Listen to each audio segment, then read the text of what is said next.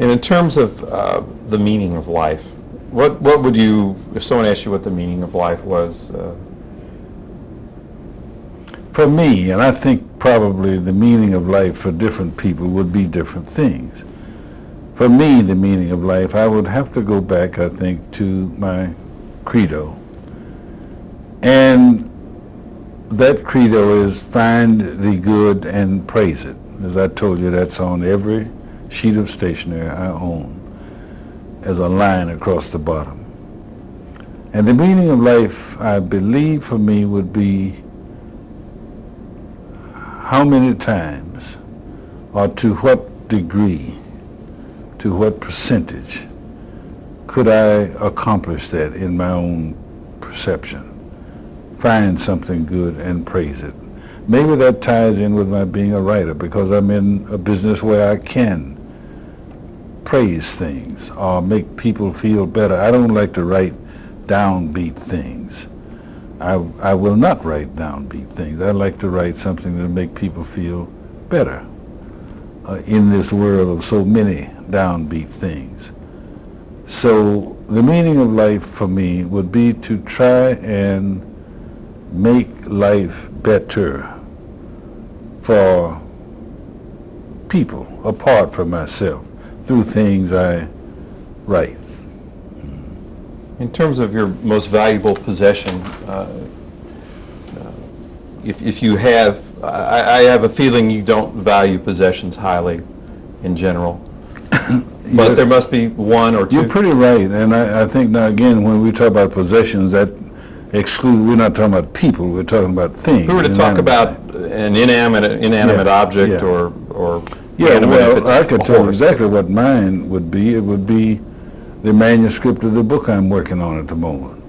That's what, if the house caught a fire, that's what I'd grab, is my manuscript. I would do it without a second thought, you know. So that's my most valuable possession. If you were to open up the definition of possession to be like an attribute or anything else that you possess, your gift of writing, a sense of humor, friends? I think probably if we would open up that to something some other type of thing about oneself as a possession that you treasure, I would say for me it is that, generally speaking, people who have known me for a long time or way back will tend to comment that I haven't changed much. And I treasure that.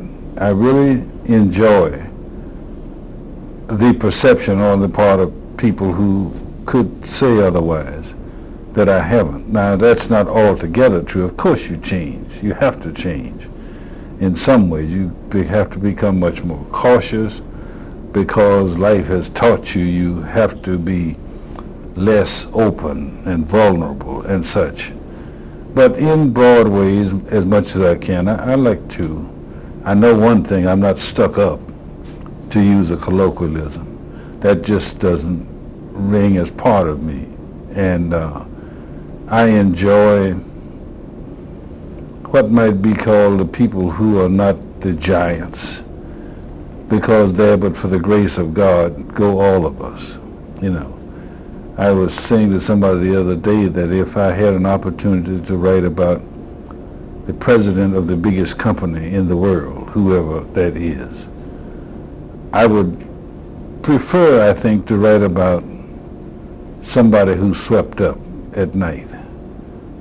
Their life, to me, would probably be more gripping because life is closer to the bone for them. A dollar means more to them.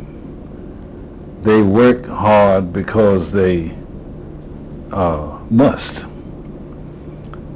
And I find things that move me a lot, like I love to eat in cafeterias. Oftentimes I'll go places and, you know, people are going to take me to the finest French restaurant there is. And I'd much rather go to a cafeteria where all the stuff is laid out and you can order with your eyes. And when I go to these places, very frequently, I know I was in Piccadilly's in Memphis not too long ago, and going along, ordering, could I have that and this and that, or Luby's today in Texas. I was in that. And here were these young ladies behind serving. And as I moved along the line, I'm looking at the food, and then I'm secondarily looking at the ladies who are serving. And here are young ladies who are probably early 20s to 30, maybe like that. Nice looking, healthy. And I find myself, by the time I get down to the breads, thinking, honey, why did you drop out of school? Why didn't you go ahead and finish? Because that's what awaits you if you don't. And there's nothing wrong with serving. I don't mean that at all. I've done it, indeed I have. But you don't want to be doomed to that. And I go in there. Now I don't know why, but that's begun to be a thing with me. Because, honey, why didn't you go on and finish school? Because I'll go there, and then I'll go somewhere to a university and speak at a scholastic convention or something, expert this is and that, and I'm looking at the same faces, the same kind of women, physically, with exactly the same potentials, but one exercised the potential and another didn't, and life presented its toll. And that, it frustrates me. I wish I could do something about that more.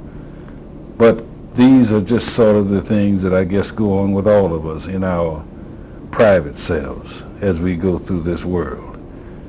And the meaning of life to me is, again, to find the good. And good is, for instance, in those people behind that counter, and praise it, to find some way to show them another alternative, if it's possible.